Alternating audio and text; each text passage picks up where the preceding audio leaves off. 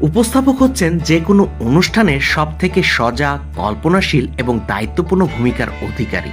যে কোনো অনুষ্ঠানকে সফল করে তোলার দায়িত্ব উপস্থাপকের উপরই থাকে। উপস্থাপক যে কোনো অনুষ্ঠানকে একটি সুবিন্যস্ত স্বরূপ দান করেন, ক্রমবদ্ধতা দেন এবং অনুষ্ঠান যাতে শ্রোতাদের পছন্দ হয় সেভাবেই পেশ করেন।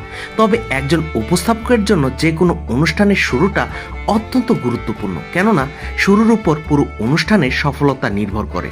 তাই আজ আমরা উপস্থাপনা শুরু করার নিয়ম নিয়ে আলোচনা করব।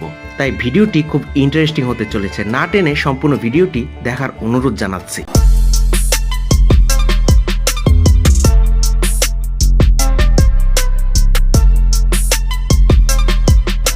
উপস্থাপনা শুরুর 1 থেকে 2 মিনিট সবচেয়ে গুরুত্বপূর্ণ নিজের ইমপ্রেশনটা মানুষের মাঝে দিয়ে দেওয়ার জন্য। উপস্থাপনা শুরুর বক্তব্যটা প্রাণবন্ত হতে হবে, সেজন্য মুখ, চেহারার সাথে শরীরের এক্সপ্রেশনটা মিল থাকতে হবে।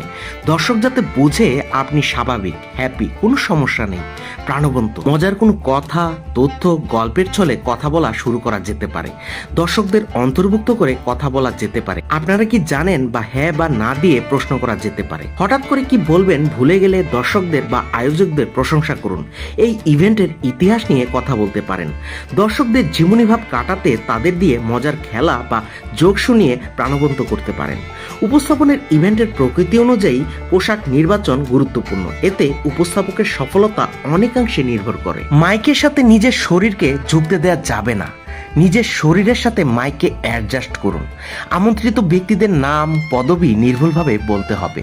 তাদের ইতিবাচক কথাগুলোকে গুছিয়ে বলতে হবে, তবে তারা যাতে বিরক্ত বা অপমানিত বোধ না করেন সেদিকে লক্ষ্য রাখতে হবে।